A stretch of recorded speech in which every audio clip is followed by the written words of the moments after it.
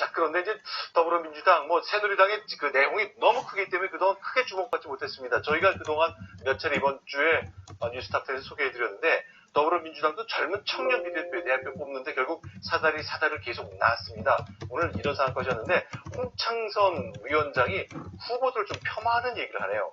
자, 뽑으려 했던 분들에 대한 평가인데, 어떨지 한번 들어보겠습니다.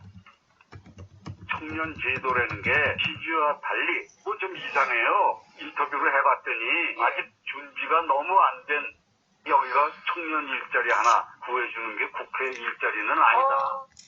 비례대표의 전문직으로 신청한 사람 중에도 그 청년이 있어요. 굉장히 우수한. 그러니까 수준이 그거밖에 안 되는 겁니다. 사람이 좀 기본이 돼야 해요. 자세히 내막을 알고 해야지 덮어놓고 사과부터 하라. 그런 구태 스타일을 빨리 고쳐야지. 자, 지금 사람이 기본이 좀 돼 있어라. 덮어놓고 사과부터 하라 그러면 어떡하냐? 이게 누구를 염두에 둔 얘기입니까? 김광진 더불어민주당 의원이죠. 지금 전남 순천에 좀 출마 경선을 치르고 있는데, 그러니까 청년 비례대표 문제가 이제 계속 제기가 되니까 청년 비례대표 뽑는 걸 지금 중단해 놓은 상태입니다. 이게 언제 제기가 될지 모르겠는데, 거기에 대해서 아니 청년 후보들이 뭘 잘못했다고, 그리고 청년 후보들한테 뭐라고 하느냐, 나나 장하나 의원이 잘 못했냐? 19대 때 잘했지 않냐? 근데 이런 사람들한테 무조건 잘못했다고 사과를 하라는 거는 말도 안 된다. 홍찬성 위원장 사과해라. 이렇게 이제 얘기를 한 거죠.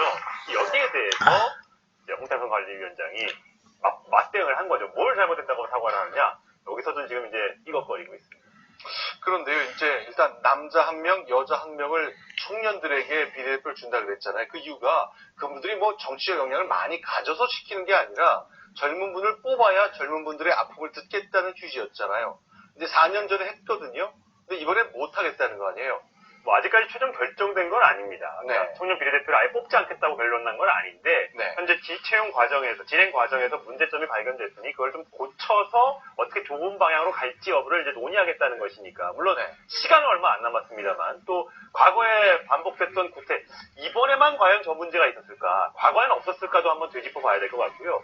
이번 기회에 좀 제대로 해서 제대로 된 청년을 뽑아서 제대로 된 이 젊은 사람들의 얘기, 지금 흑수저, 금수저 논란이 계속 나오고 있는데, 이런 사람들, 젊은이들의 고충을 좀 듣고, 더불어민주당이 좀 젊은 당으로서의 이미지를 좀 붙이는데, 좀 도움이 됐으면 하는 바람을 많은 젊은이들은 갖고 있습니다. 자, 그런데요, 이제 이렇게 예비 후보로 등록해서 나를 청년 비례대표로 뽑아주십시오. 젊은 층의 얘기를 듣겠습니다 했는데, 면접을 다 거쳤거든요. 근데 이분들을 좀 편치 않은 것 같습니다. 불만을 많이 얘기하는데, 저희 채널의 뉴스탑10 이 제작진이 만나봤습니다. 뭐라고 얘기를 할까요? 듣겠습니다.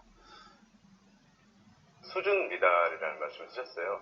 그 부분에 있어서 모욕적인 발언이다라고 말씀드리고 싶고, 내용 증명을 보내겠다부터 시작해서 절차를 생각하고 무조건 사과를 하셔야 홍정선 위원장님께서 생각하시는 그 자질이라는 게 어떤 건지 모르겠지만, 그럴 것 같으면 청년 비례 제도에 대해서 미리 진작에 공지를 하시고 이렇게 지원을 하시라. 그래서 애초부터 생각이 청년 비례 제도에 대한 도입 취지 자체를 아예 모르시고 계신 거 아닌가, 직무유기하고 계신 거 아닌가. 대한민국 국회의원을 뽑는 자리면 좀 정책적인 질문이나 이런 부분들이 많이 있어야 되지 않았나. 어떤 후보 같은 경우는 전에 모시던 의원이 이제 타 당으로 갔다.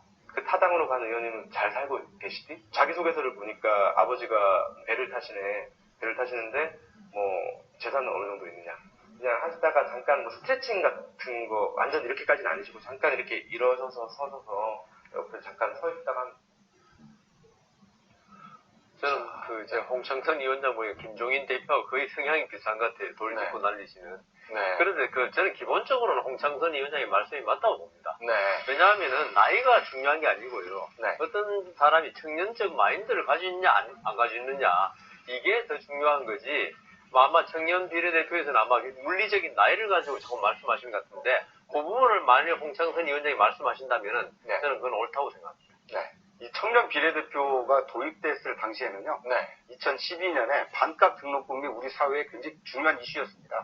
그래서 그 청년들의 요구, 또 그 젊은이들의 요구를 받아 안겠다, 정치권이 수용하겠다, 당신들의 목소리를 적극적으로 듣겠다라고 해서 당신은 이제 청년 비례대표를 도입을 했는데, 지금 이제 4년이 지나서 지금은 청년들이 뭔가를 집단적으로 요구하는 게 없거든요.